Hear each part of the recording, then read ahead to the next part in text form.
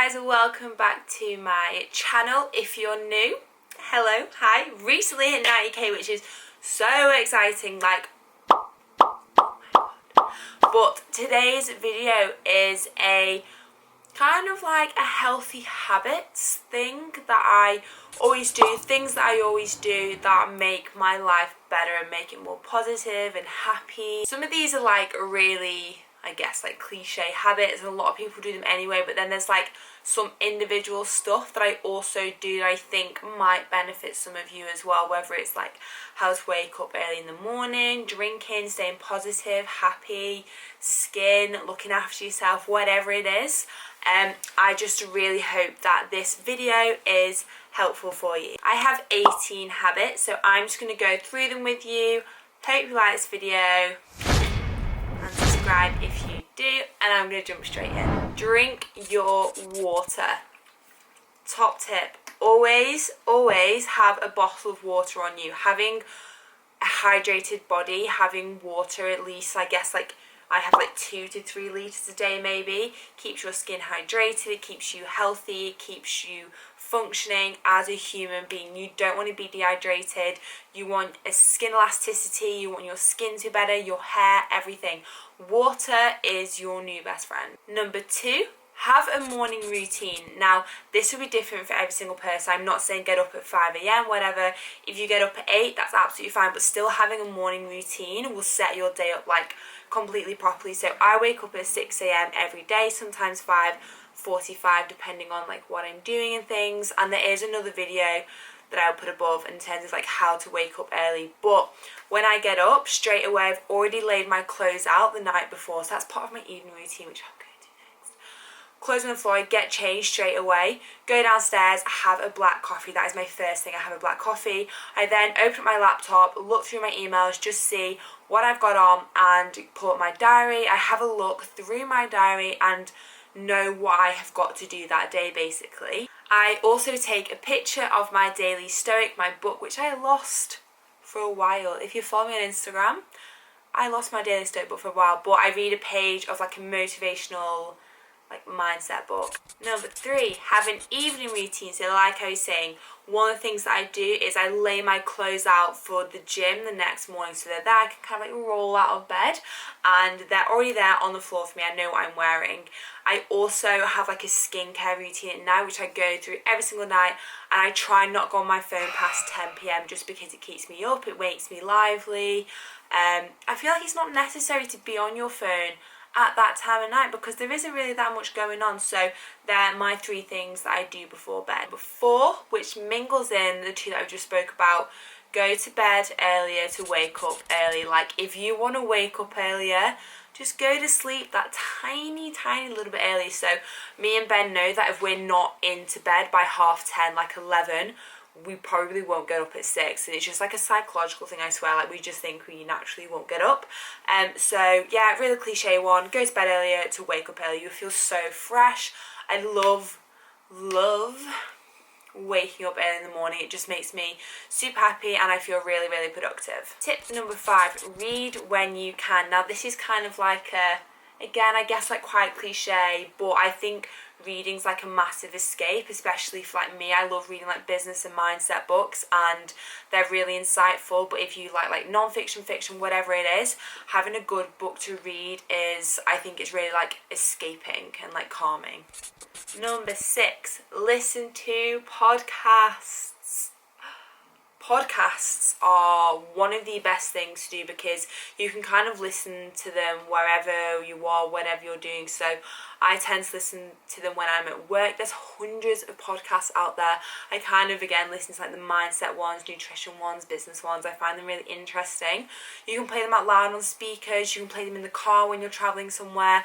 They just change your perspective on so many things and they're great to listen to. There's so many good podcasts. Number 7, and I've kind of feel like I've learned this the hard way, it's not something that I used to do, but don't listen to sad music if you're already sad. Don't put on like a sad album, don't Spotify playlist like a mellow sad album, because you will feel more sad. You want to get on like your favourite songs, your favourite music, and that'll make you feel happier. Don't put on The sad songs. Don't feel sorry for yourself songs, basically. It'll only make you feel worse. Number 8. Herbs and spices will change your life. And this is something I swear by, because I think having a variety of herbs and spices within your like daily life, within your nutrition, is absolutely massive, because they make the food taste different. It's not just like, what I don't know, like bland chicken or bland veg or whatever it is.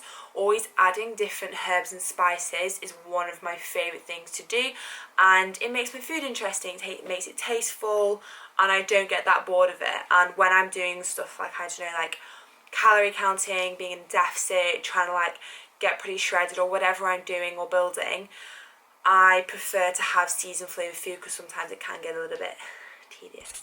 Look after your skin. Okay, so I've done a few like skin care routine videos before.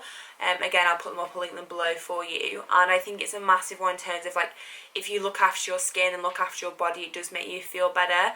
I think this time of year, my skin's not been the best. It's kind of been like red and rashy kind of thing. But I think looking after your skin and having a really good skincare routine that suits you, it might just be like splashing water on your face at night, or warm water, or doing a face mask once a week, but find something that your skin agrees with and like appeals to, and make yourself glowy. Number 10, train in the morning. Now, I know this isn't possible for everyone. Like, I fully understand if you need to get up at 5 or 6 o'clock anyway to get to work, you're not going to wake up at like 4 o'clock to go to the gym. That's just... But if you can get to the gym in the morning, it honestly, and I swear by this, it sets you up so well for your day. If sometimes I've overslept and I have trained in the evening, when the gym is chocker, by the way, wow, like you can't even get on any machines. I just don't feel that good during the day. I don't feel like as energetic. I feel tired. So getting up early, going to the gym and having a really good session. And then if you've challenged yourself in the gym and had that hard session, you've like completed your hardest task of the day, and then the rest of the day just gets better. Don't stress about the scale. So this is kind of like one I've learned over time, in terms of I used to be very obsessed with how much I weighed, and I constantly wanted to like drop weight and stuff. Again, loads of videos on this on my channel, like the whys behind everything, fitness and etc. But I've obviously learned the fact that you're not always going to drop weight. Sometimes you're going to put on weight, sometimes you'll maintain weight. You might be wanting to, I don't know, lean down, but you're putting on weight. There's so many different factors, like girls, women, periods, that time of the month.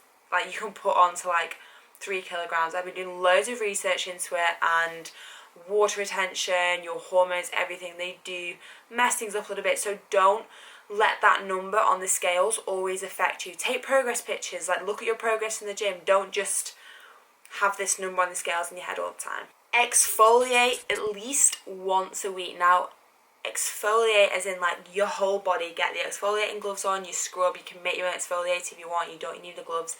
Rub it on, buy some from the shop, whatever it is, but it just makes you feel so smooth and just like hydrated skin. And I think it's, again, this kind of links back to the skin one. If you feel good in yourself and you're kind of like feeling nice, like, you know, your legs and stuff when they like exfoliated, and then you can tan and stuff if you want. Like I tend to tan as well, but exfoliating in the shower at least once a week is a game changer. Try and get outside every single day. Now, my UK guys who follow me, I mean, the weather at the moment is a little bit rainy, it's a little bit cold. I don't know though, it's like very mixed weather for December, but try your best to get out as much as you can on a day-to-day basis. The fresh air is refreshing. No, it does feel really good when you get outside and you're actually genuinely breathing fresh air. You're not just sat in a room, or if you have an office job, you're not just sat in an office all day.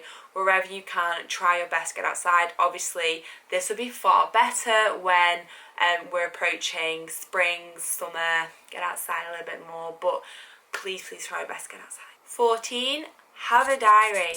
Have a diary. Links into number 15 straight away.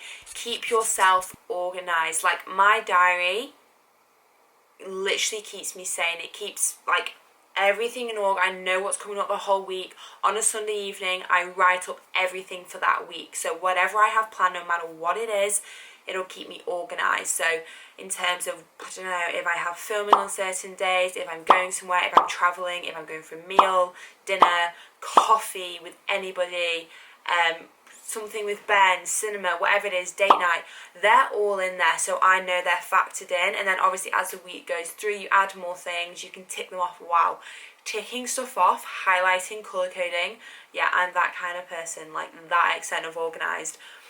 It's so good. I love marking off tasks and doing that, and it just makes me feel really organised. Also, this kind of links into the organisation 114 and 15. Have an organised space to work from. So if you're self-employed and work from home, have a space. Like, don't just sit on your bed and do work. You won't feel very productive. Have a desk. Keep it nice and clean, nice and tidy, and you will feel much more productive with less clutter around you. Number 16 links back to number 2. Make your bed as soon as you get up. Now, this is something that I have done for over a year now, since I watched a clip basically about this Navy SEAL talking about when they wake up in the morning, as soon as they get out of bed, because they have to get up super early, they then make their bed again so they're not tempted to get back into it.